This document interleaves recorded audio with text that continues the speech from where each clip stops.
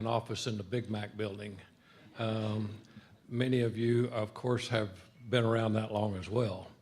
I'm pleased to be here at the 2023 Governor's Arts Awards Luncheon and to celebrate the arts in the community and their contributions in Arkansas.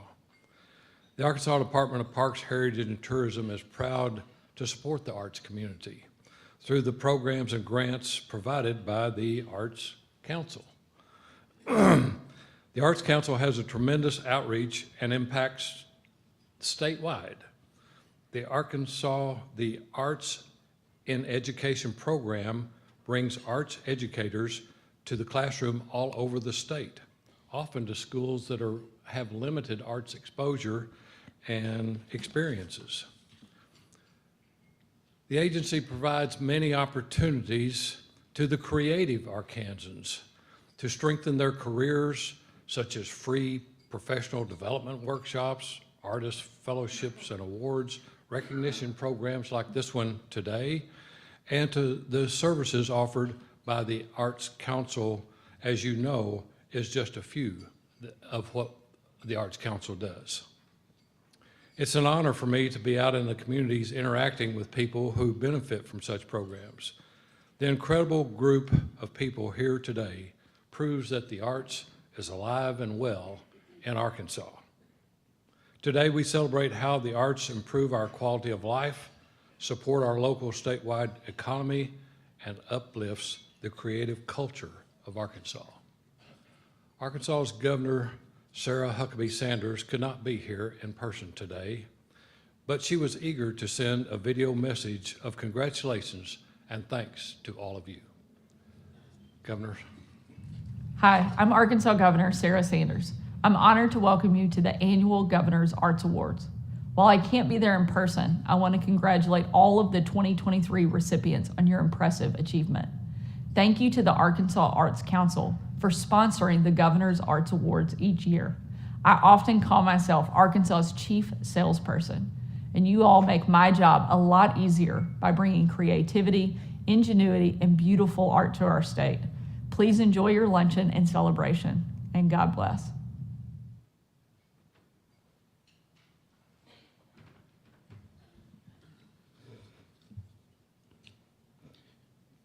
And we're appreciative of the supportive message from the governor. And I also want to thank, today we have some members of the Arkansas General Assembly and other elected officials with us. Some of you know that before I came to the Arts Council, I had a misspent youth on the staff of the Arkansas legislature. And so, it was a very formative time in my life, and so two of those people that I had the honor to work with are here today.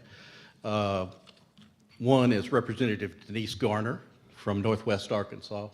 Denise, where are you? There you are. Thank you. Representative Garner is also a member of the Arkansas Legislative Arts Caucus, which was created about 3 years ago now, and we're very excited about having a voice there in the halls of the Capitol.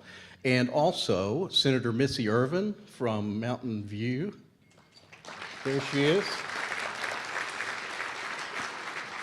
Thank you.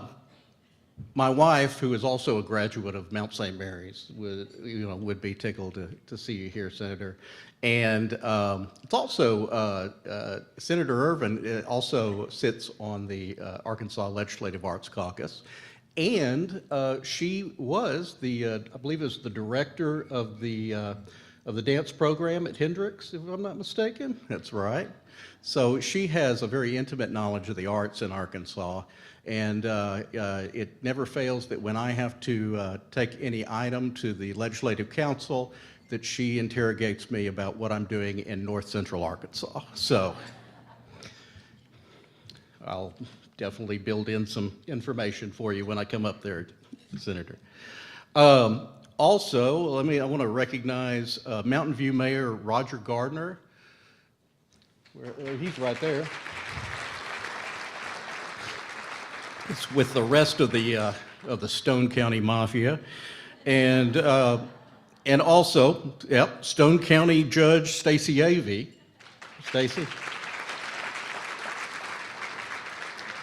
I've known Stacey Avey since I was working in historic preservation 21 years ago. We were working on courthouse grants, and we both had a lot more hair.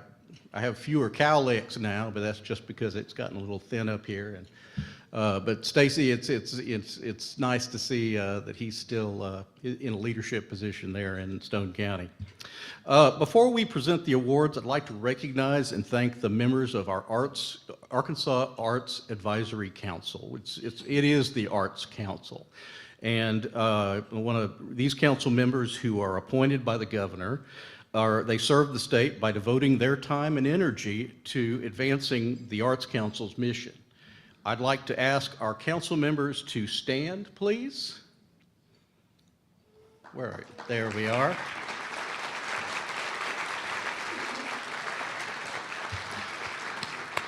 And please join me in thanking them for all their hard work.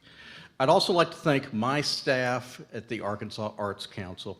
They work every day to provide the technical assistance and support to artists and arts organizations across this state. You know, we are a working, traveling organization. We are an 8-person organization. We are nimble.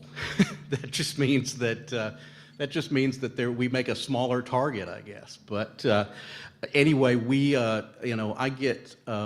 there is so much work that comes out of this small staff working with all levels of the arts across the state, from small street level arts organizations to the big ones like Crystal Bridges or the Walton Arts Center or the Arkansas Museum of Fine Art. They run the gamut, and it is just a privilege every day to get up and go to work and work with these people.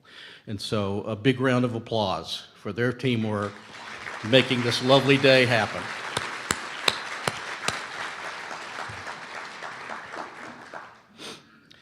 The recipients of the Governor's Arts Awards were nominated by the public and then selected by an independent panel of judges.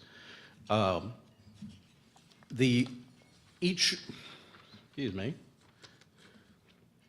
And today, each recipient will receive an award, as you see here.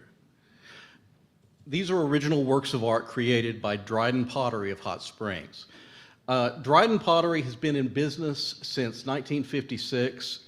Today's awards were actually thrown by James Kimbo Dryden. He was our 2022 Arkansas Living Treasure, and they were glazed by his son, Zach Dryden. And Kimbo and Zach couldn't be here today, but we are thankful for them for creating such beautiful awards for us.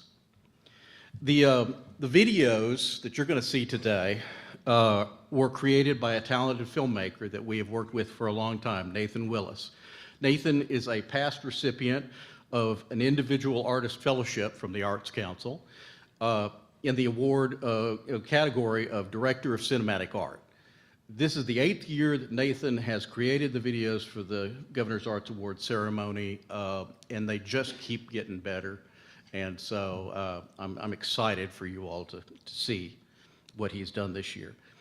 Now, I'd like to invite Jen Brown, who is the chair of our advisory board for the Arkansas Arts Council and a member of the aforementioned Stone County Mafia.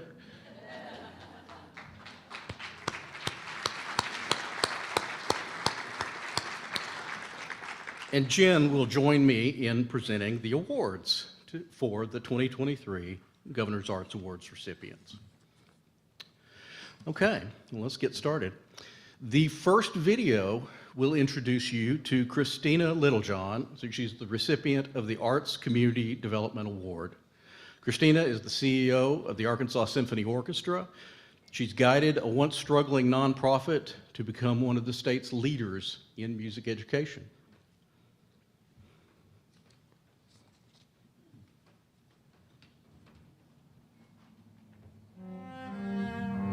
When I was in elementary school, the Greenville Symphony in Greenville, South Carolina had a group come through and played at our elementary school. And I fell in love with the cello. And I played the cello through high school. I went to the Fine Arts Center, then I went to college at Furman University on a music scholarship. They say an instrument speaks to, like, each person has their own instrument they're drawn to. In a string quartet, the cello player is setting the rhythm, and we're setting the tempo. And if we decide to go too fast, everybody still has to follow us, right?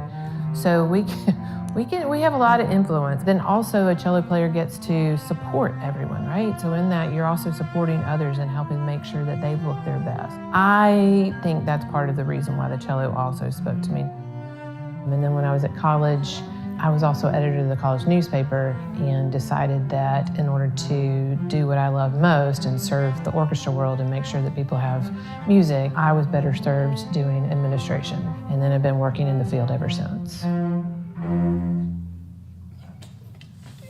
13 years ago, I was hired to be the executive director of the Arkansas Symphony Orchestra here in Little Rock. In 2009, the situation was dire. We had 6 months before we were going to run out of cash. So the board dramatically increased their giving. The musicians and the staff took pay cuts and eliminated some positions, and that's how we got through. So since then, it's been an all-in, all-sacrifice, but all succeed together. Our giving from the board, the year before I got here, it was $45,000. The board giving now for the annual fund is $450,000. The Arkansas Symphony Orchestra is the largest employer of professional artists in the state of Arkansas. We employ over 100 musicians. We employ at least 12 full-time musicians and teachers. So if you want your kid to learn violin or cello, you're more than likely taking from one of our musicians. Some orchestra and youth orchestra and music just makes good leaders. They do have to learn the group participation. They do have to learn how to show up. They do learn that they have to be disciplined and practice on their own in order to be a member of the team. There's so many incredible lessons that you get from participating in music. And we're also the state's resource. So we have 3 youth orchestras. Our youth orchestras, our members of our youth orchestra come from 33 communities from across our state.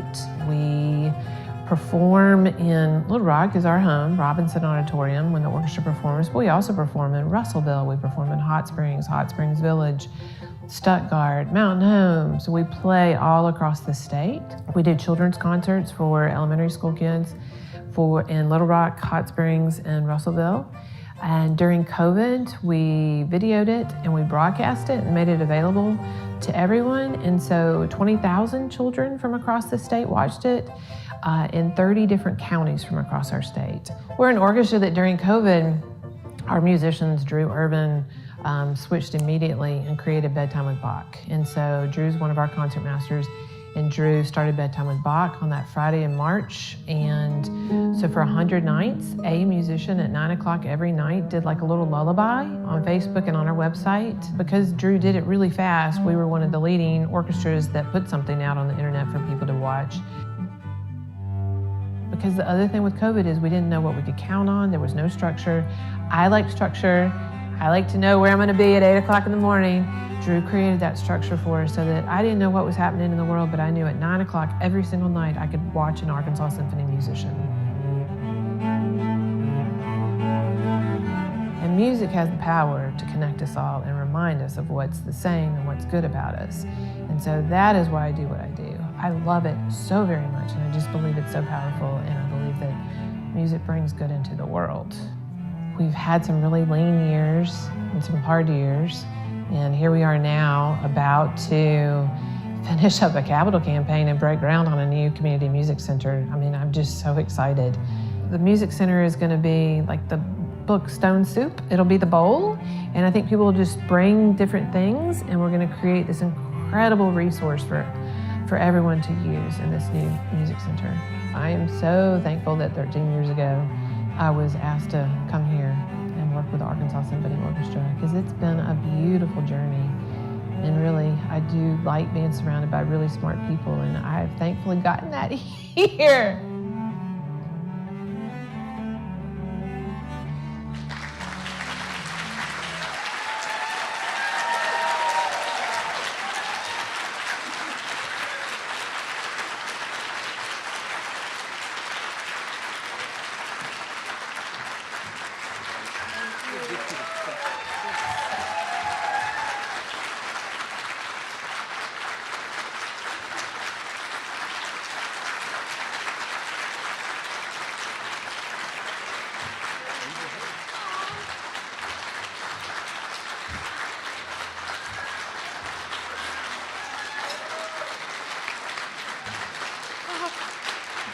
Thank you all so much. Thank you, Patrick, and the Arkansas State Arts Council for this Governor's Arts Award, and thank you, Nathan, if you're here. Thank you for that beautiful video. Nathan and I are both from Greenville, South Carolina. It turns out Nathan also went to the Fine Arts Center, and so we had that in common, so thank you, Nathan. Whoa, my daughter's here. I have to give a shout out to I'd like to say thank you to my brother Wes for coming here from Atlanta, and my daughter Jubilee for showing up from Little Rock Central High. She just asked if I was okay as I was watching. I was like, no. It was really sweet. So thank you all for being here. Growing up, my brother and I heard several mantras, one of which was, to whom much is given, much is expected. And another one was, in all things, give thanks. And I am so thankful to be here representing the Arkansas Symphony Orchestra Board, staff, musicians, and community leaders. When I came here 14 years ago, I knew I wanted to be part of this orchestra because the board members and the musicians that I met, including Brigida Gardner and Lee Rennell, showed me that they were committed to making sure that Arkansas Symphony was a vibrant organization committed to serving our state and our community. I knew anything was possible with their leadership and their commitment. And over the years, I've never stopped being thankful for being part of this team and getting to live in Little Rock. This is a beautiful city. I'm so thankful to be here. So they told me I only have 2 minutes, which is fine. Otherwise, I would thank every single person here, but thank you so much to the board members, the staff, the musicians, my walking buddies, and friends and family that have shared this journey and came here today to be a part of me with this incredible honor. My heart is very full. Thank you all.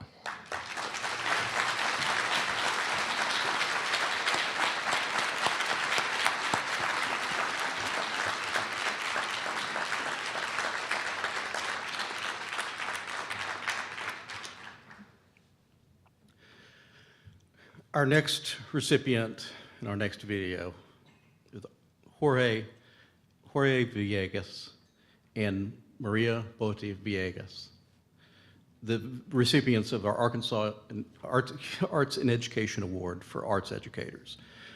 I met Jorge and Maria 6 years ago, when I came to this job, and they had at that time been two of our longest serving arts and education artists.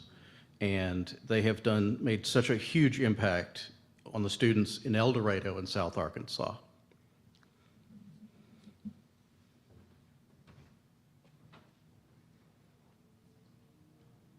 Morning. How are you? My name is George Villegas. I am an artist born in Buenos Aires, Argentina, and I work in Arkansas since 1980 as educator and as an artist in education. My name is Maria Marta Botti Villegas.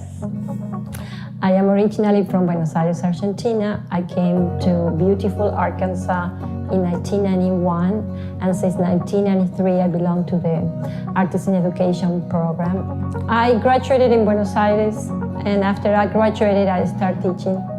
And so it's been around 45 years. 1993 we got married, and so I moved here to El Dorado.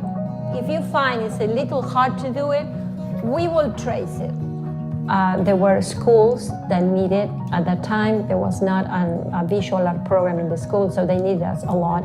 I like all ages, so sometimes I teach adults in my studio, sometimes I teach at the art center, from kindergarten to 12th grade. For the past 51 years, I've been teaching art. I did work with people with disabilities, and I still working with people with disabilities. I work in early childhood from 0 to 4, and I working with kids in kindergarten and with kids in high school. This is Finn, and she was my student when she was 4 years old. But I was her student too, because we all learn from each other. To me, art is good news. And we make people's life better, or we try to make people's life better with, telling the news about how to see beauty. And I tell the kids, if I were not teaching I will be in my studio. We say we are all committed to what we do, but it's so important that I feel sick if I don't do it. I don't feel good. I feel something is missing. Let's say it with me. 1, 2, 3, 4, 5, 6, 7, 8. She's energetic. She's a lot more energetic than what I am. I put them to sleep and she wakes them up. And I guess they wake up because she had this contagious energy, which is, projecting all the time from her. He opens his heart to them, so they don't have any problem telling them what happened during the day, because they need to tell someone else that has an open heart. It's like a therapist. They want to be around him. I just love it. It's so good. They try to retire me, but I is still going for more. And I feel like I have a purpose by going to teach.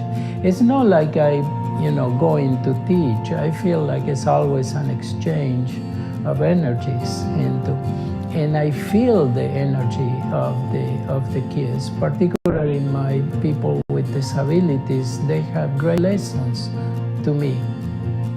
Mama likes to show it off.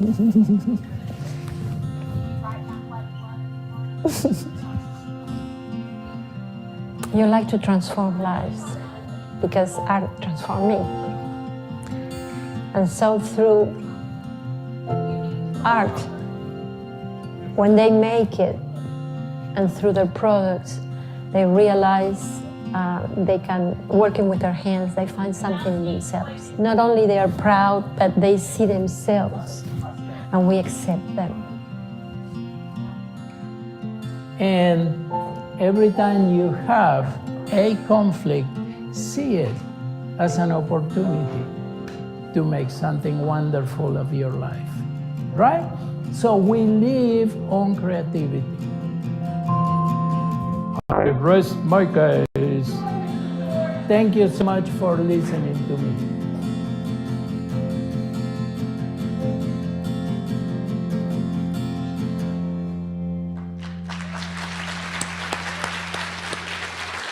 Jorge and Maria Bori Villegas.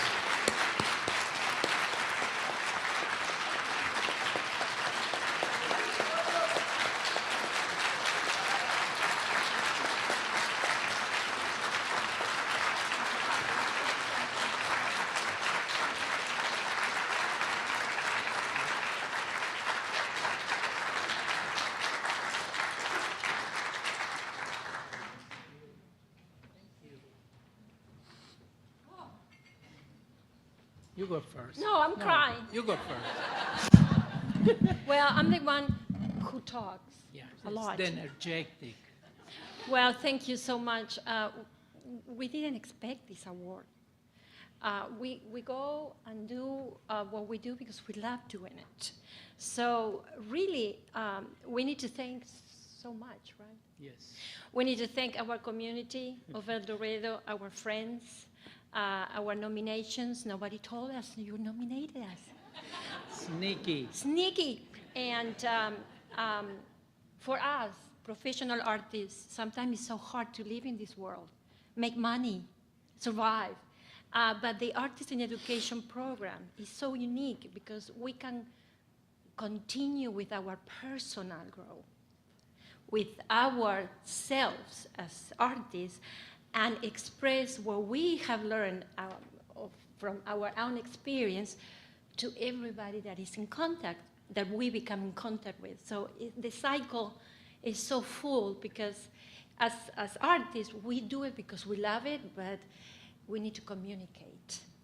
So this is so perfect for us. We thank you so much for this program. I don't think if this program is all over the world, but here in Arkansas, it has worked for us so much. Thank you, thank you, thank you. Now it's your turn. Oh my goodness. What am I going to say? She say, well, whatever you say, don't start crying. Yeah. Emotions. And You know, talking about emotions, you are responsible for the getting in touch with the emotions of the kids when they start in kindergarten or pre-K. I think we make such a great impact in there. And sometimes, and many times has happened, I want to be just like you when I grow up, Mr. George. And I bet you each one of you is like the teacher who make an emotional impact on you. You don't remember tests, you don't remember maybe what you were telling that day, but you remember how you feel into. And you are responsible for that, because being an art advocate, you create the possibility for so many lives to get improved and to make an impact for it, because we never know how many generations into the impact you're making. Your children's, the children's of your children's, etc. We all live in emotions, and our main decisions are made in emotions. So when you work in art, you helping people to get in touch, to discover emotions, and to find out how beautiful they are and how beautiful they can make the people around them. Yes, Miss Maria. I'm sorry. But you see, now when I get into, she stopped me. But it's okay. Thank you so much, Arts Council. We appreciate I it. thought we were getting 4 minutes. Thank you so much.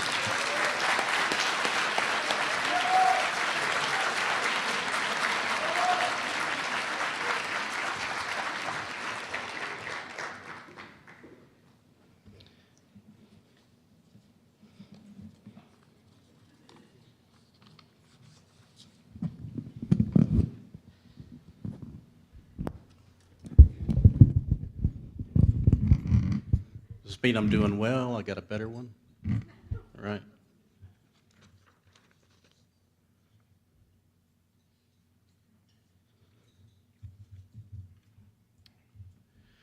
Our next honoree is an arts organization, and that's the Arts in Education Award going to the Foundation of Arts in Jonesboro. It began as a community theater, but has expanded to offer performing and visual arts classes to nearly 300 students weekly, summer theater camps, and so much more.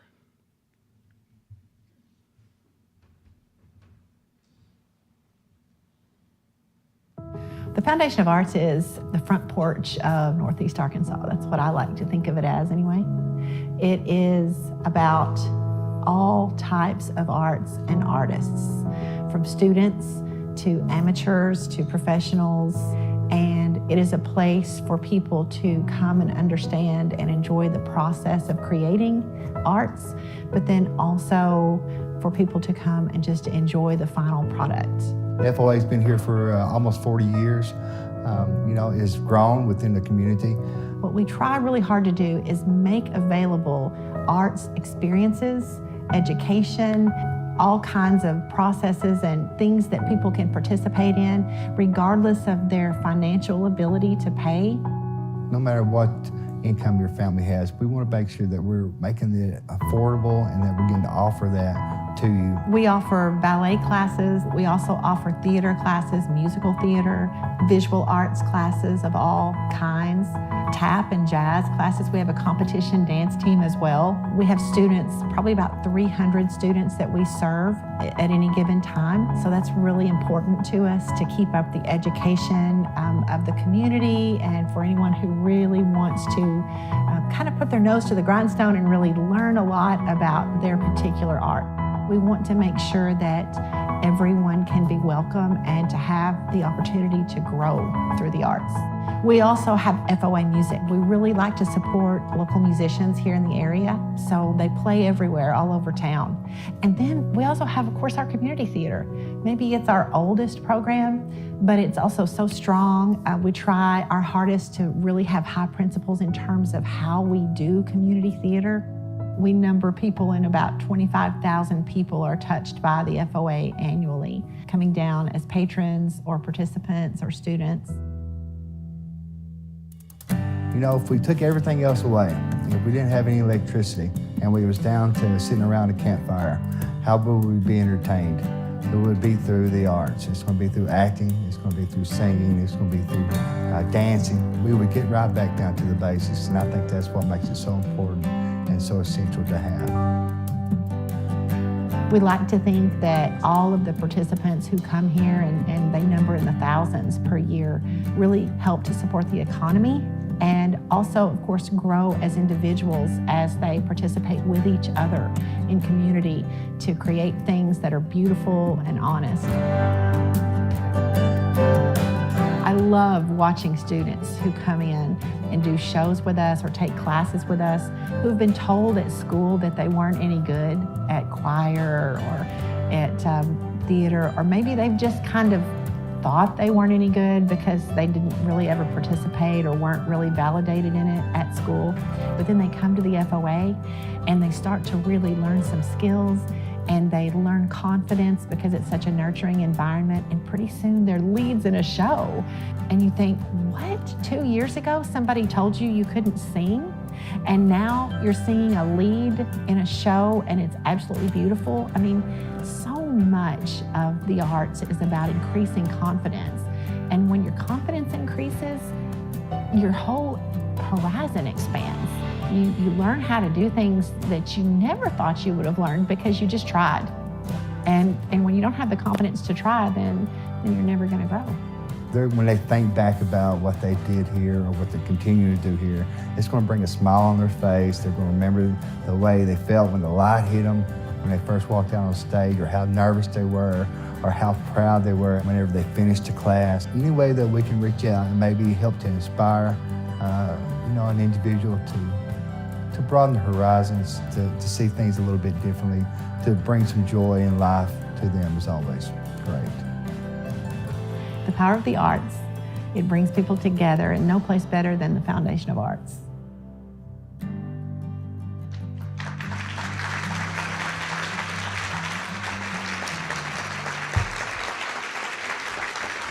Foundation of the Arts.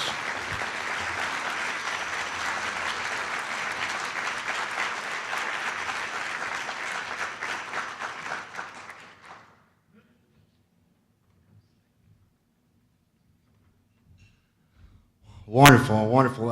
Again, Nathan, on making those videos, he was such a pleasure to work with. He made us very comfortable. I told him to make sure to use my good side. He couldn't ever figure out which side that was, but I think he pulled it off. I just want to say thanks to my wonderful team that we have at the Foundation of Arts. It's such a blessing to me. They bring me peace of mind. They always share their thoughts, and they give me guidance that I need. I also like to thank our wonderful community that helps support the Foundation of Arts. Without that, it wouldn't be possible. The heart of the FOA is to bring quality arts to Northeast Arkansas and to do it in an excellent way. And we look forward to doing that for many, many years to come. Again, thank you. Thank you, Arts Council. It's an honor. It's a privilege. Humbled and grateful. Thank you.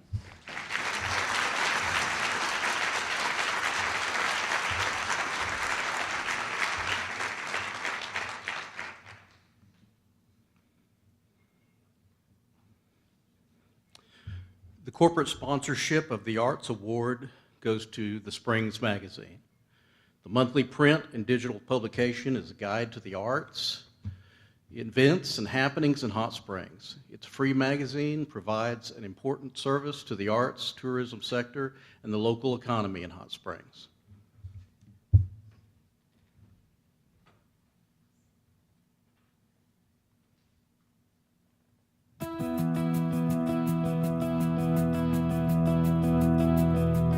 I'm Joanne Mangione, and I'm owner of the Springs magazine, which has been around for 30 years. Actually, we're in our 31st year this year. Well, a friend of mine used to own the magazine, and she told me, I went to advertise with her one time for one of our events, and she said, I'm not publishing anymore, it's for sale. If you know anybody who wants to buy it, let me know, you know. And I thought, well, I'll think about that. I might know somebody. And one person said to me, well, why don't you buy it? And I said, no, I can't do that. But here I am doing it. So it just came about serendipitously. March 1993, Volume 1, Number 1. The Springs magazine is a guide to all the fun things happening in Hot Springs and the surrounding areas. Entertainment, fun things, festivals, health and wellness. So it just lets folks know what's coming up. You know, I've read the magazine every year since it's been around. I used to advertise in it back in the 90s when I managed a gallery. It's important. It's important to let people know what's happening around here, and it's fun, it's interesting, and it gives all, especially our nonprofits, a venue to market that's affordable and gets the word out, especially to tourists and locals who want to know what's going on. Hot Springs is a fabulous place for the arts. We have galleries. We have nonprofit organizations that deal with the arts. There's emergent arts and festivals. There's a jazz festival, arts festival, music festivals, documentary film festivals. There's so much happening here that draws people to have so much fun and learn about incredible things. It's an incredible town for art. A lot of our nonprofit organizations put on events, and they don't necessarily have a good way to market it locally.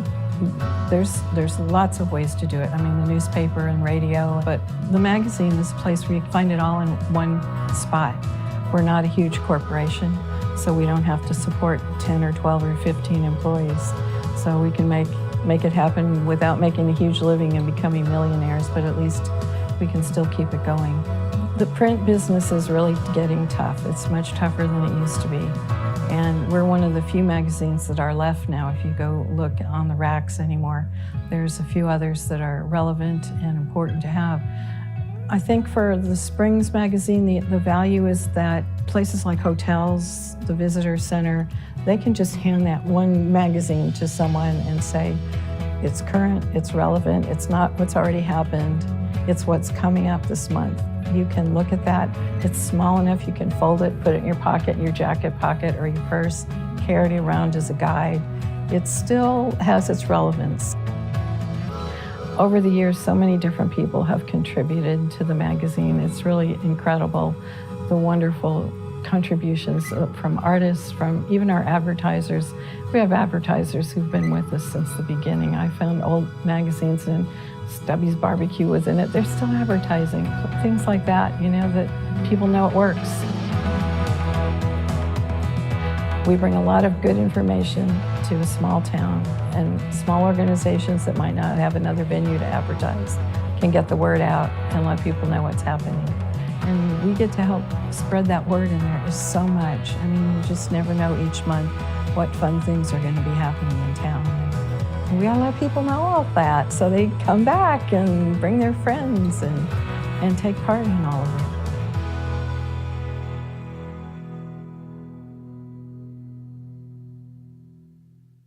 Springs Magazine and Joanne Mangione.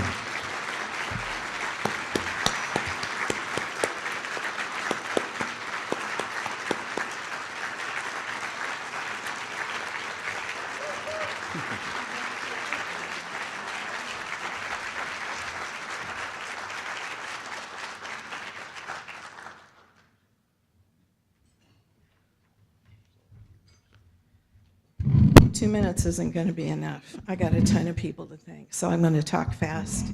Good afternoon, everyone. It's such an honor to be here today to accept this award. I've been on the other side of this podium many times and never thought I'd be on this side of it.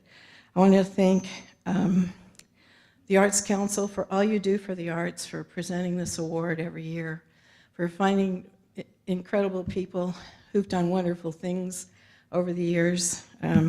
I can't believe I'm part of that group, but thank you very much for that. There's so many people here that I want to thank. Mary Zunick, thank you for nominating us. That was incredible and totally unexpected. We're honored and thrilled and grateful. There's a few people who couldn't be here today who are part of this. Sonia Lash is one of them. She and Diana Hampo started the magazine back in 1993. And Diana took, Sonia took it over, and she ran with it for almost 20 years. And I like to say that she did it as Ginger Rogers to my Fred Astaire. She did it backwards in heels. She didn't have anything like computers when she began. Cut and paste meant cut and paste. My son, Josh Garrett, has been with me through every crazy thing I've ever done in my life. And my dear friends, Julia Rand, Janie O'Donnell, Aaron Babers helped us, Langlois, Robert Talley, and Sherry, who you came so far to be here with us today. Thank you for that. Richard Stevens has done our cover every month, almost every month, for all these 31 years that we've been in business. My mentor, sister, and friend, Dorothy Morris, Bat Mom, thank you for everything. She's always there to encourage us, and if you're ever near her, she's going to dump a magazine in your hand and make you take it with you. Marie Dunkel, Jonathan Kudabek, Greg White, Darren Wilkin. Darren and his entire family have helped us with the magazine. Jonathan's been on board with our website since the beginning. So many people have helped us. Kim, Everhart, and Liz have been my stalwart companions in the middle of the night proofreading, making sure things are okay with the magazine. And we have regular contributors to the magazine who help give more than just a little bit of information for our readers. Michelle Crandall and Steve Bonner do a great Thoreau article. Allison Crane with the Garland County Extension Service. Master Gardeners. Aaron Wood, who has Italia Press here in Little Rock, offers an article every month about Arkansas authors. Karen Reeves is also part of our sales team. She shares her yoga instructions with us and gets great photos from Fred Padilla. She's improved my photoshopping skills greatly. Part of our sales team also is Lynn Janaski. She's got a smile this big, and if you ever mention you have an art event, don't do it in front of her because she's going to make you buy an ad. You're going to walk away giving her a check. Along with these heart people are the people who've been part of the magazine's success. We don't lose sight of our mission, and that's to be a guide to the arts, entertainment, and wellness in Hot Springs National Park. That's what we're here for. That's what we want to do best. Informing our community about our galleries, our artists, our world-famous festivals, our poets, painters, musicians, our muralists, our authors, and makers and people of all ages and art forms. That's what we're all about in Hot Springs. Our joy is to spread the word to our residents and our millions of tourists who come every year to visit our state. That said, it's time for a commercial break, because that's what we do, right, in the magazine business. I'd like to invite you all to the 10th Annual Arts in the Park Festival in Hot Springs, April 28th through May 7th. Come show up, it's fabulous. There's wonderful things happening. Finally, I'd like to thank you all from the bottom of my heart for this honor. I'm so humbled and grateful, and it's just incredible that we're here today. I don't want to leave you with the Nelson Mandela quote. It's in your hands to create a better world for all who live in it. That's what we need to do in the arts community, and let's all do that together. Thank you so much.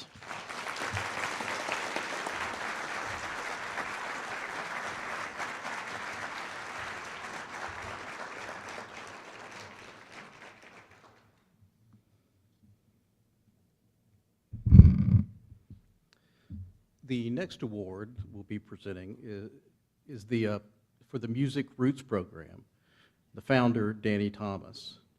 Based in Mountain View, the program will be honored with the Folklife Award today for its long commitment to teaching and preserving folk music in the Stone County area and to creating a career path in music for students.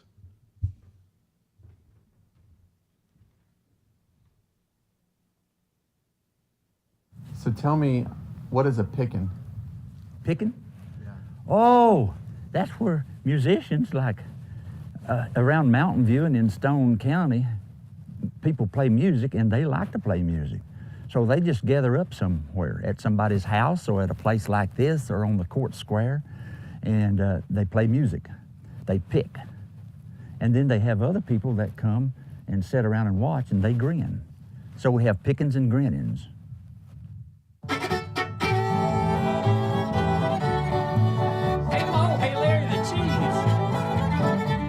In the 50s, they were playing at the courthouse. They've been playing in homes since the 30s. Did you know back then we didn't even have a Walmart in town? Or a McDonald's. So people had to entertain themselves with going to other people's houses and singing and fellowship, having a good time, and try to see if they were going to figure out a way to live through another winter that came here in the Ozark Hills. There was a time when a lot of people couldn't afford to buy a fiddle, so they'd take a cigar box, a wooden cigar box, not the later paper ones, but a wooden cigar box. They'd put a neck on it, and they'd make a fiddle out of a cigar box.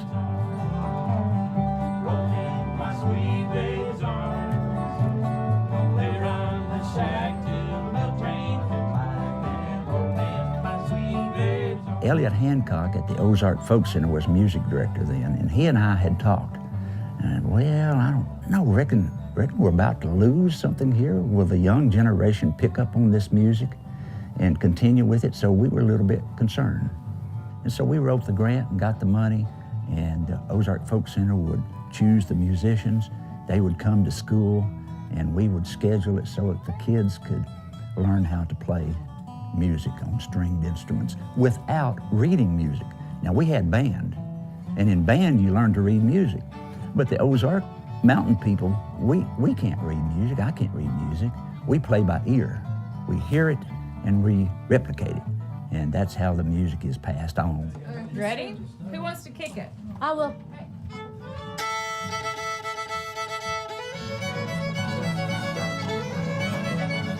The Music Roots program was a chance to introduce a whole generation to folk music that was popular in Mountain View and in Stone County and across the Ozarks, and to do it in a way that was fun and educational and would help perpetuate this music that we love here. We give lessons during the year, free lessons and free instruments. If the kid's really good at their instrument, we make sure they go home and have a forever instrument. And being able to supply a kid with an instrument that normally would cost several $100s is very meaningful. We're putting a lot of trust in them, but you know what? They answer back with that all the time. Just to see the kids progress, and in the spring we have a big get-together for all the kids, and they go out and kind of give back to the people that helped them. Just amazing to see how they react, see their kids up there on stage playing.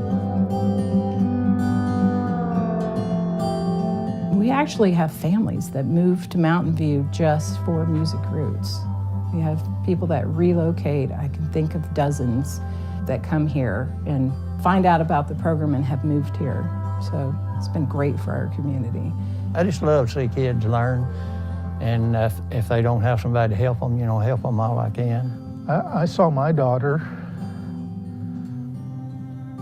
go through the program, become a state champion fiddler, and that wouldn't have happened in any other county in this entire state. Something pretty neat. I remember as superintendent, I was standing out in the hallway one day during the changing of the class, and that was when computers were just really starting to hit the schools. And here was a boy walking up the hall with a computer, laptop computer under his arm, and right behind him was a girl carrying a dulcimer. And I thought, that's pretty doggone neat. There's the future, there's the past, we're meeting right here in the present. It warms my heart to see that it's still going strong. They come out of the program, those that stick it through, with not only an appreciation, but a whole different outlook on themselves, their abilities, and what music is in this community.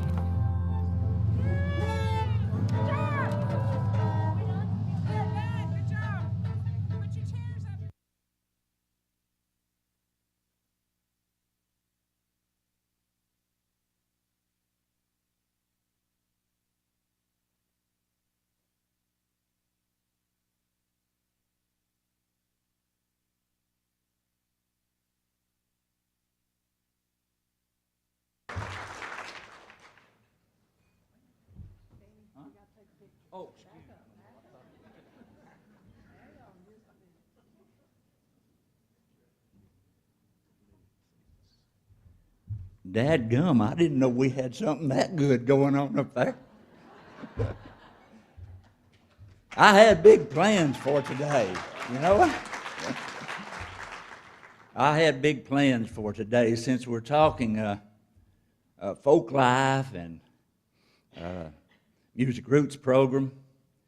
I had planned to bring my banjo and wear my bib striped overalls and sing Jimmy Driftwood's Battle of New Orleans, and we'd just have this little hootenanny here today.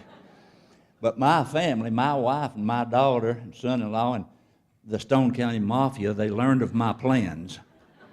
And you can see I don't have my banjo, and I don't have my overalls, and they ain't gonna let me sing either. You know, I don't know how I could say anything more than what Nathan did there in the video. It really touches my heart to see so many people that recognize the value that we have in the Music Roots program there in Mountain View. You know, when you get old, like some of you are, you can't play basketball or football like you did in high school, and your mind kind of grows weak, and you can't be on a quiz bowl team. But if you've gone through the Music Roots program, you have a lifelong leisure time activity. You know, you can sit out on your front porch at the age of 85 and play a song, or out under a shade tree at the age of 90 and play a song, and let that music and that inside you and on your heart come out, and it just brings great joy to you. And I am just so proud that we have the program, and I'm so proud of everyone that supports it and contributes to it, and to all of those of you who made this hour possible. If you have a chance, go home, and if you play an instrument, get it out, sing a little bit, play it a little bit, and thank the Lord for the good time that you have with that musical instrument in your hand and that song coming from your heart. Thank you all.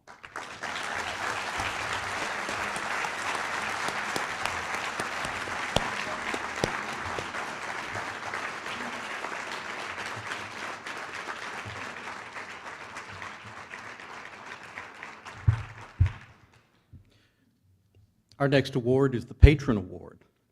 It's presented to Kelly and Marty Suddeth. The Suddeths have made Arkansas their home since 2009. Since relocating to Northwest Arkansas, they've been generous patrons to the Walton Arts Center, the Symphony of Northwest Arkansas, and Crystal Bridges Museum of American Art.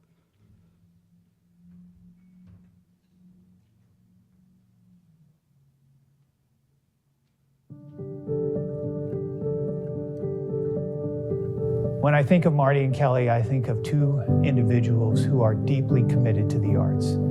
It's fun to see what they've done, not just for our organization, but so many others that all intersect.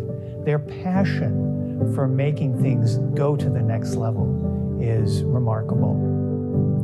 Marty and Kelly moved here to take care of their grandchildren, and our community was a great beneficiary of that. But it was really cool when we first moved here, and we would take our walks around the grounds where the construction was going on, and that's how we found out about Crystal Bridges when it was still being built. So I thought it was great that we were going to have an art museum here. I did not know the magnitude of the art museum we were going to have here until opening day, when I went and saw the things that they'd been able to collect and purchase, and it was amazing. So we were founding members at Crystal Bridges, and then got involved with the Symphony of Northwest Arkansas. Well, we were sure glad to hear that there was a Walton Arts Center, and started coming to the musicals, and the next thing you know, we're really involved in wanting to participate even more. And one of the things that drew me to being involved at Walton Arts Center is their education program with children, and how they load up the school buses and bring kids down to see an actual play on stage, and they fill the auditorium with those kids. And We have a lot of kids that probably would never be able to come to the theater if it wasn't for their educational arm that they have. Those things are very important with all of the arts organizations that we have supported here in Northwest Arkansas. They all have that arm of education. It's really important that kids get a chance to use both sides of their brain. I mean, I think the STEM program is really important, and I'm glad that they're emphasizing that at a state level, and I think the schools here do a good job. But you need to exercise that other side of the brain as well. Because they're plugged in, they want to have those connections. They want to know that their gift has an impact. They want to know that it's meaningful, that it's doing something to advance a cause.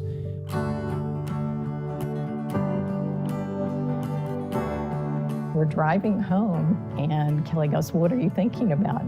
And I said, $1 million. And he went, "Really?" And I said, "Yes, I really want to do this, and I think it's really worthwhile, and I think that we need to make a difference." The Sudduth Garden Room is a place where we host intermission for our friends, those donors that give at a certain level. But we also use that for special events and board meetings. It's the one room, I think, that is used for the most special events that we do here. And it's only fitting that they are behind it. There are people who do things because they want to make a difference. There are people who do things because they need their name on it. There are people who do things because it's the right thing to do. The Sudduths do it because it's in their heart. And, you know, I really feel like being blessed financially is a gift, and that we're supposed to be responsible for that gift and do with it what will benefit others. Is there anything else y'all want to say? I did work on a little tap dance number. Oh, my guitar. I forgot my guitar.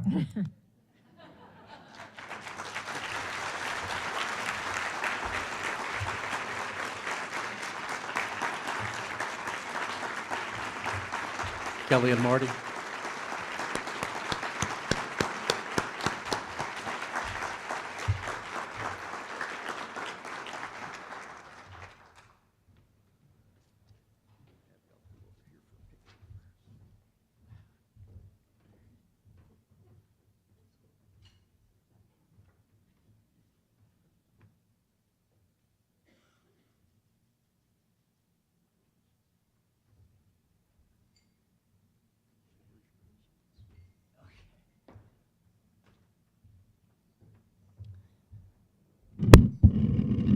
This is where Marty freaks out because she has no idea what's going to happen.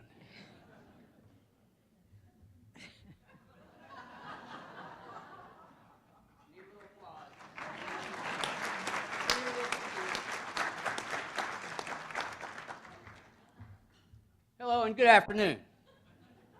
My name is Kelly. I'm the lucky guy married to Marty, who is the president and CEO of the Sudduth organization.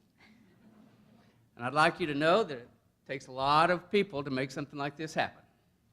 You following me? First of all, we want to thank the Arkansas Arts Council, because this is pretty special, and we're very grateful. And of course, we want to recognize all of the other recipients of this award. I had no idea. I read about it and got a sense of it, but until you see these videos, which Nathan, by the way, you're a genius.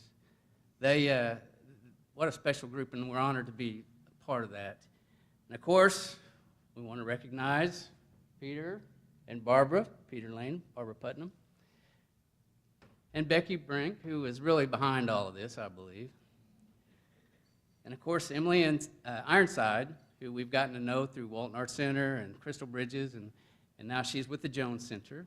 So I tell you what, without all these people, this couldn't have happened. So let's give them a big round of applause. What do you say?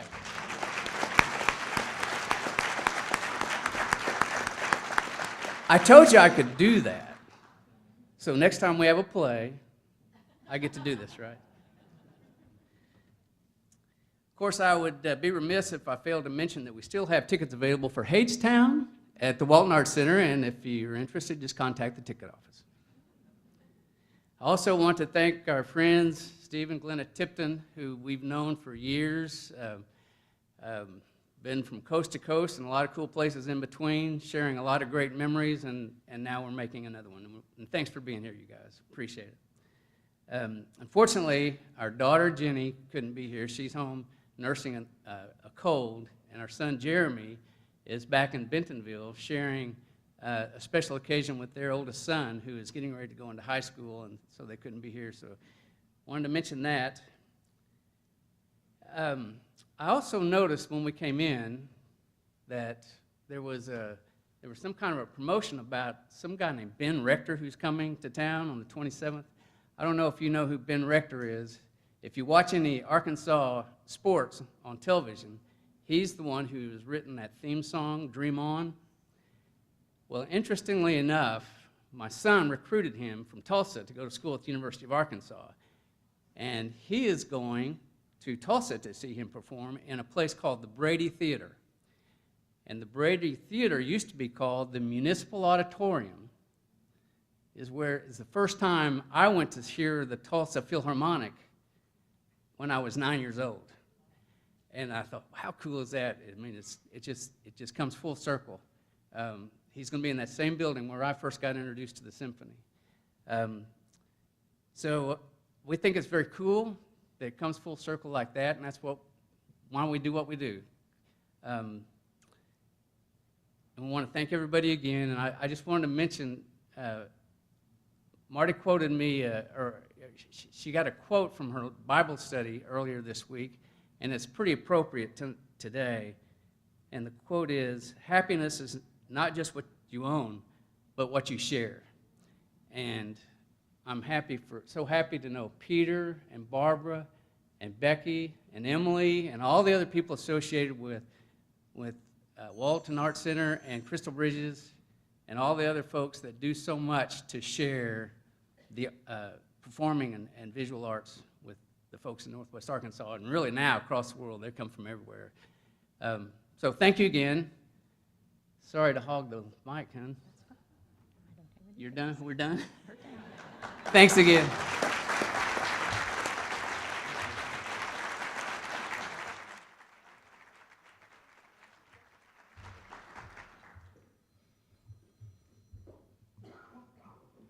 Tell them you're busy.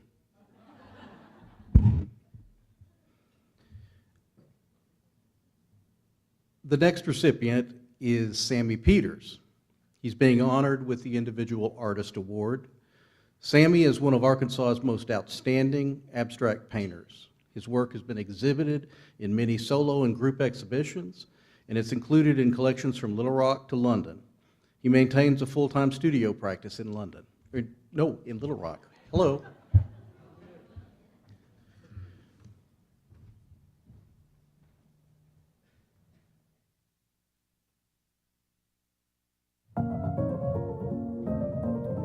The music that I listen to in the studio is mainly classical music.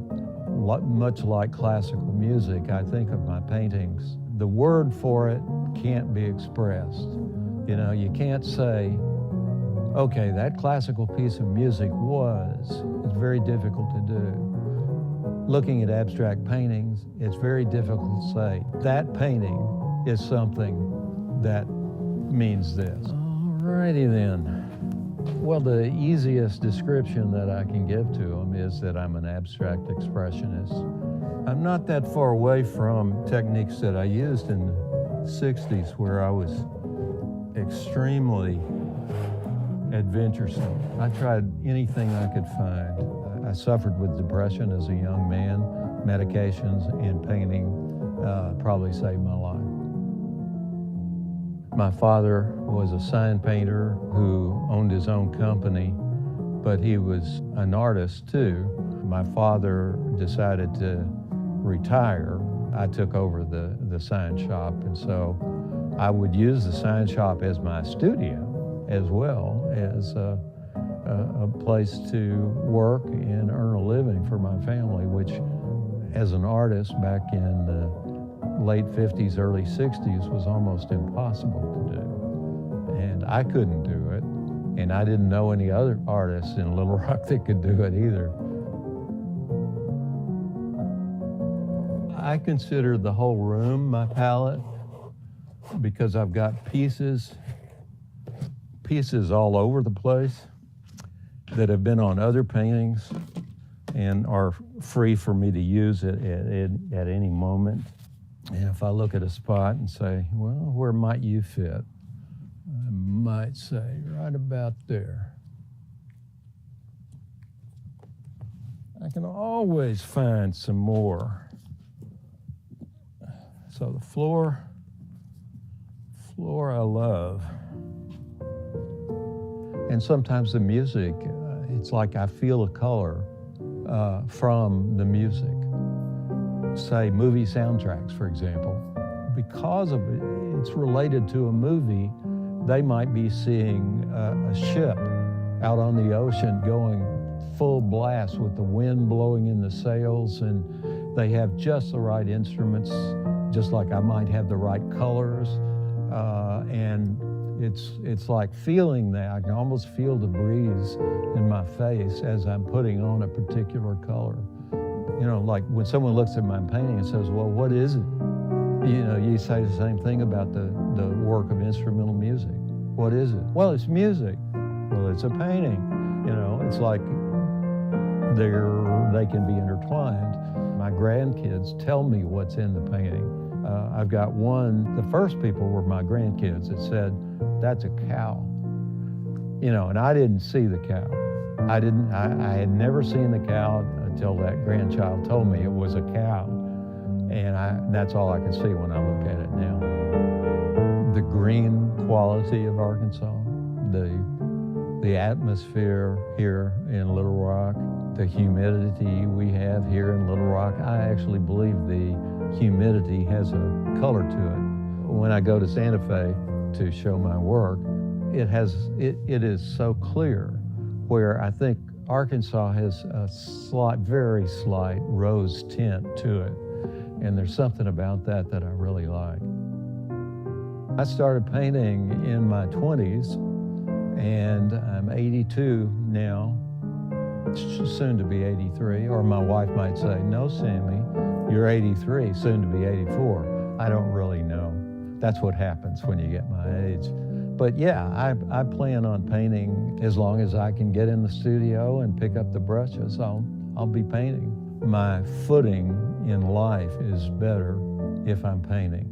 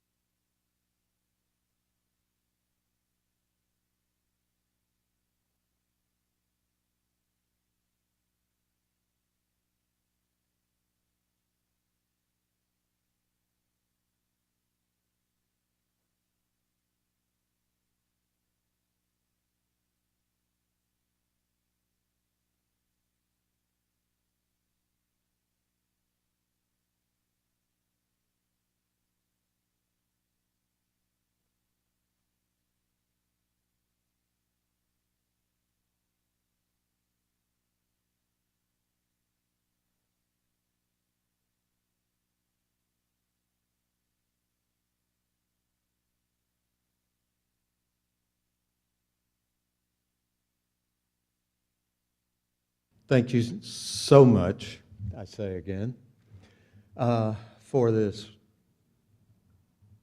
wonderful award. After seeing this great list of people that have come up so far, and will have more, that have done so much in the arts, I mean, it's like all I did was do something that I had great joy. You know, it wasn't something, I mean, possibly my paintings brought something to the people who saw them. I hope they did. I really do. But compared to the hard work that you people have done is, you know, I'm just in awe of that. Being out in public is something that was kind of hard for me. But it's something that I enjoy more now than I did when I was younger and suffering from depression. But thank you so much for the award, and of course I could just go ditto to everything everybody else has said about the Arkansas heritage and, you know, the council. I mean, those people do amazing work, and it's absolutely mind-bending when I see, because a lot of these organizations I didn't even know anything about, but I did know we had more, and I'll tell you one reason that I know that. Back in the 1960s, the early 60s, some people would say, well, you weren't there if you remember the 60s. But I do remember the 60s, and when you think about it, there were probably less than, I'm going to say, 200 serious artists in the state, the whole state. And most of them were teaching somewhere or driving cab. Now, I say that because a good friend of mine, Patrick McFarland, always used that terminology when he would say, I'm not painting right now, I'm making money doing my graphic art. So when I say I'm not painting this week, I'm driving cab, that meant I was working at the sign shop or, doing something around the house. But that's not the case now. We have thousands of artists in this state. And in Little Rock, we didn't even have, a long time ago, we didn't even have a commercial gallery here. But now there are thousands of artists and many, many places where we can show our work. It's mind-blowing, really, to someone who was here in the 50s and 60s. But I'd like to say that I'm amazed at the number of people that are here and the number of organizations that support the arts. And so I'm much in awe of all of you people here, and I'm so glad to have met so many of you, and for y'all to tell me about what organization you're with, and I applaud your efforts. Thank you again for this award.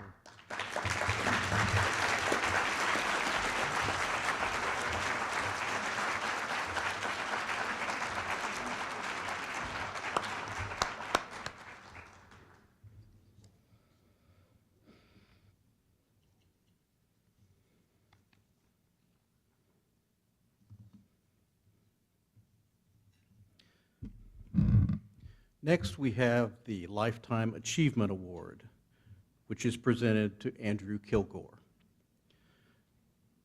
Andrew is a portrait photographer known for his distinct black and white documentary style of photography. Since the beginning of his career, he's taken an interest in photographing people who are often unseen or overlooked. He has taught photography at the University of Arkansas, published a book of his art, and at age 82, he is still an active photographer.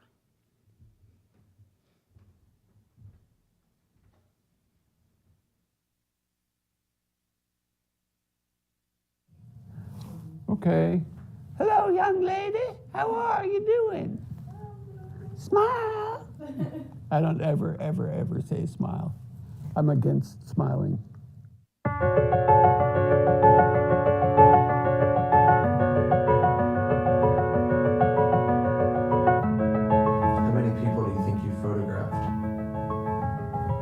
I think a very rough estimate would be maybe 50,000. And I've never taken an art course. I've never studied photography except, through books and pestering clerks in photo stores.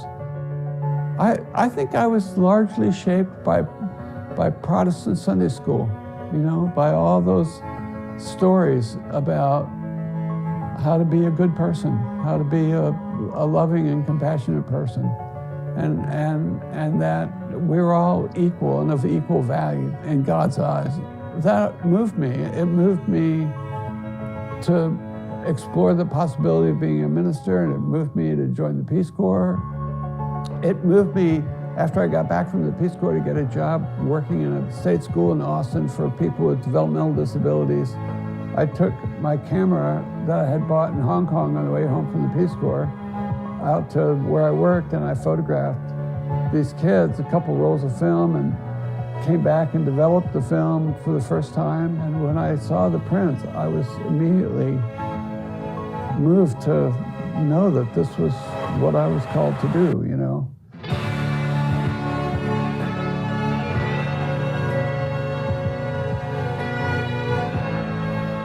Yeah, right there. Perfect.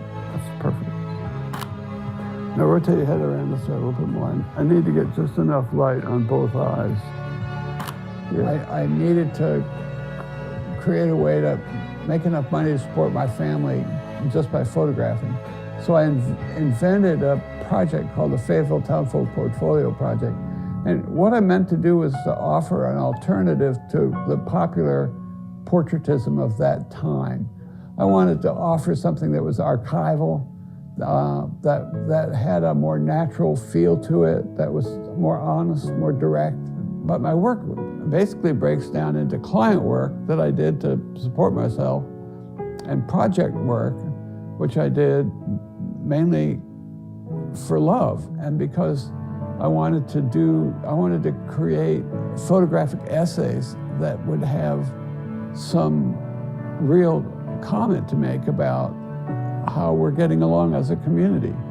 That ability to create something which is artistic, which is beautiful physically, but that also helps people, both the people in the pictures, but also the people who respond to the pictures, to feel a connection, to feel a common experience of life. And that just meant everything to me. Just the idea of making something which is physically beautiful and moving to look at, but that also tells a story about real people in a way that's unavoidable, you know. That combination of those two things is what I love the most. Some people work at home and other people live at work. I'm more in the live at work category, in that 80% of this building is my studio and 20% of it is my kitchen and the little room where I watch TV, and that's about all the private space that I have here. But I love being at work. I plan my life as though I'm going to live to be 100, but I live my life as though I'm going to die this afternoon.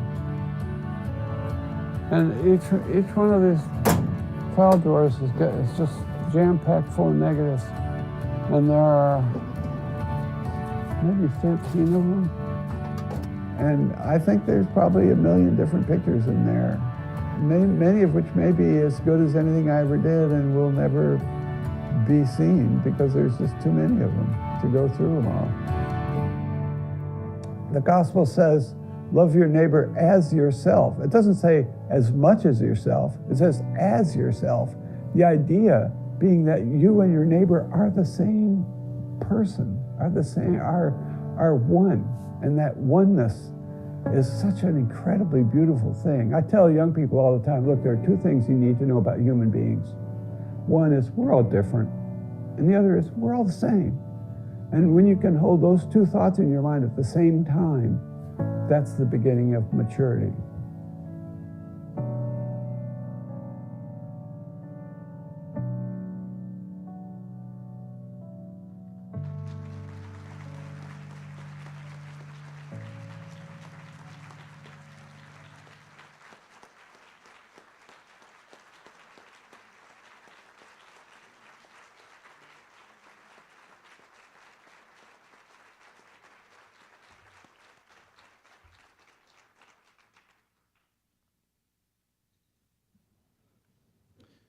Andrew Kilgore was not able to make it here today, but we do have a video message from him. Thank you so much for acknowledging and celebrating my life's work. I am an advocacy artist. My intention is to create work which is beautiful but also useful. Useful as it plays a small part in our continuing work of creating a more inclusive and compassionate community. And so I also want to thank all those thousands of people who came to me with lives wounded by poverty or by physical, emotional, or mental handicaps and offered themselves to be photographed so that they too, and people like them, could be acknowledged and celebrated. The intrinsic value of my subjects' gifts to my work is immeasurable. The courage and grace with which they lived out their lives right there in front of my camera is unbelievably beautiful. For 50 years, I've had a front row seat to witness the life achievements of thousands of the most incredible human persons, and for that I am truly grateful.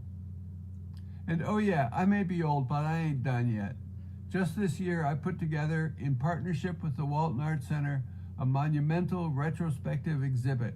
It's available now for touring, and I hope that all my friends in Central Arkansas will have an opportunity to see this important exhibit sometime soon. P.S. I am available for the creation of new advocacy work. Thank you.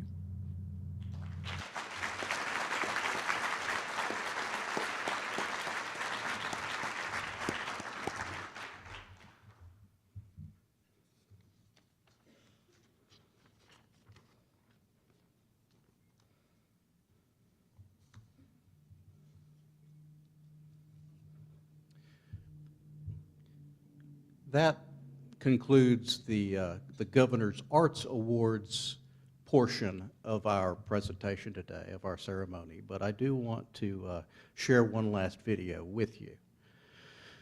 The Mid-America Arts Alliance, which is based in Kansas City, has been providing wonderful services to arts organizations in our region for 50 years.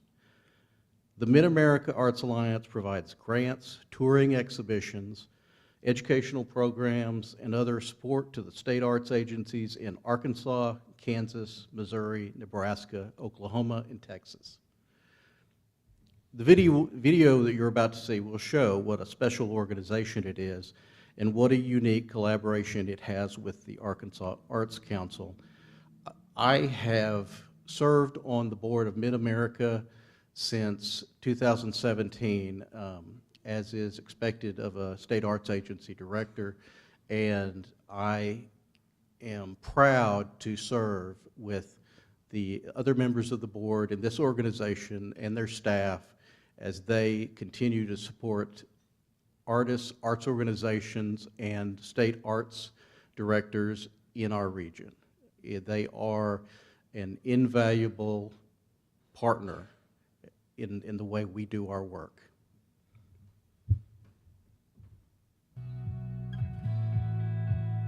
For over 40 years, Mid-America Arts Alliance has partnered with the Arkansas Arts Council to help Arkansans live artful lives.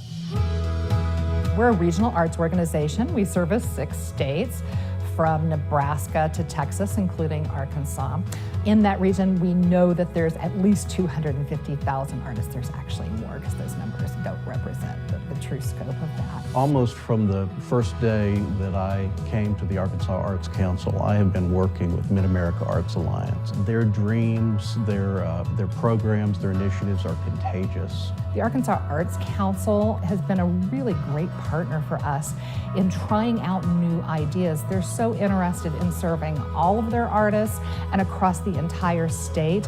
And so we work very closely with them in determining our strategy within the state, what types of programming we might carry out in the state, what the needs are. Rural artists are historically underserved across the United States, and so they have been an important collaborator in making sure that we provide services to those rural artists. They focus on grant making both to artists and arts organizations. The grants are significant enough that artists are able to actually make a living. Once they get a Mid-America grant, they are able to get more opportunities and get that spotlight that gives them the opportunity to be seen. We've been very fortunate in Arkansas to have such great support from philanthropic foundations. The Walton Family Foundation in Northwest Arkansas to the tune of just shy of $1 million over 6 years to individual artists, and the Wingate Foundation with $500,000 to invest in individual artists over 2 years in Central Arkansas. In Arkansas, we are so grateful to have had the Art Connect program in cooperation with a partner, CASH, that is a Creative Arkansas Community Hub and Exchange. We came together to do a 10-organization cohort in Northwest Arkansas. The end goal here is simply to animate their communities.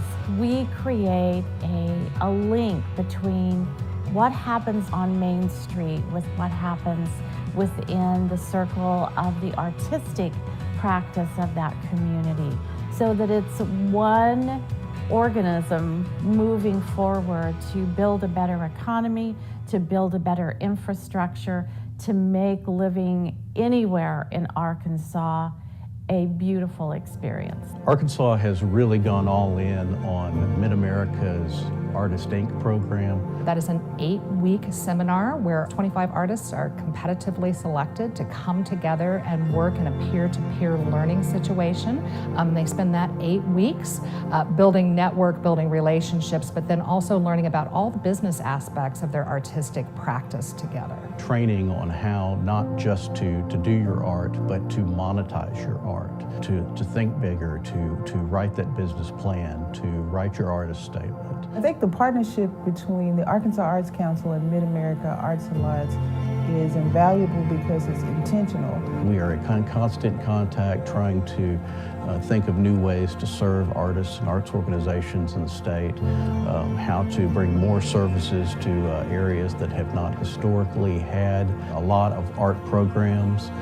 Mid-America Arts Alliance has served thousands of artists and provided millions of dollars of grant funds to over 80 communities across the state of Arkansas.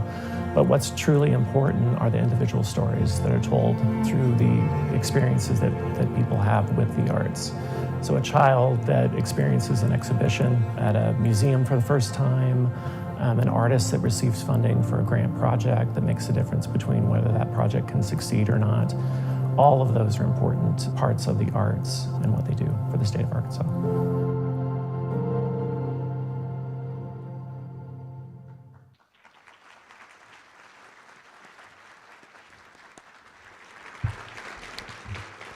Todd Stein will be accepting.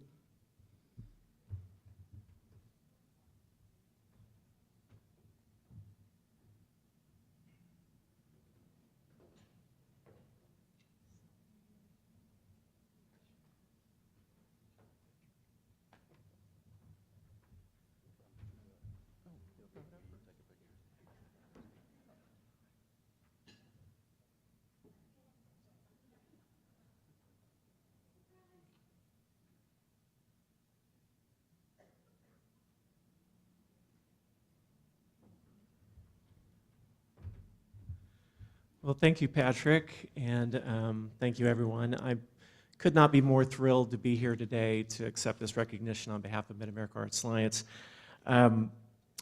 We are able to achieve what we can through this partnership that we have with the Arkansas Arts Council.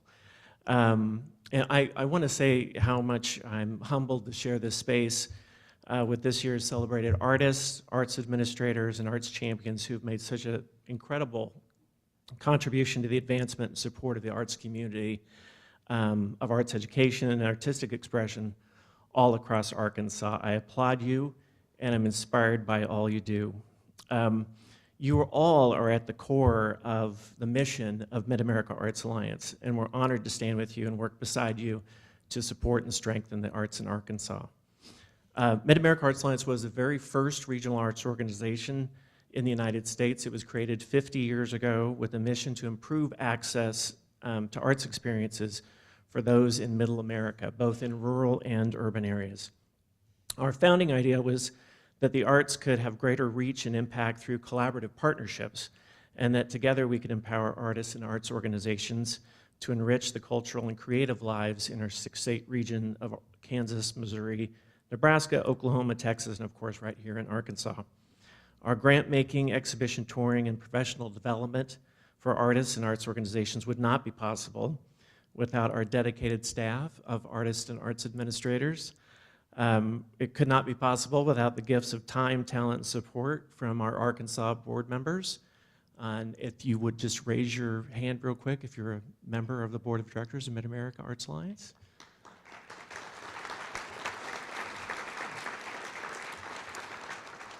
And it would not be possible without the generous support of our contributors and the partnership that we've had for 50 years with the National Endowment for the Arts. And it certainly would not be possible without the strong partnership that we've cultivated and that we treasure with the Arkansas Arts Council. So I'd like to thank you again to the Arkansas Arts Council and Arkansas Heritage for this recognition of our shared work and your continued commitment to ensure more art for more people. Thank you.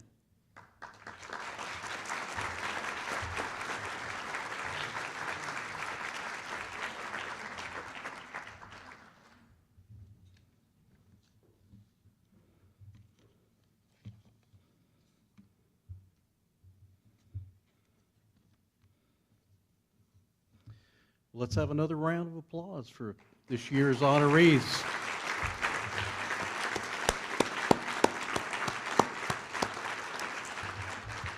I want to thank you all again once again for being here to recognize and honor the contributions of our recipients. And let's give a big thanks to all the artists, arts educators, patrons, art administrators in Arkansas for the work you do every day.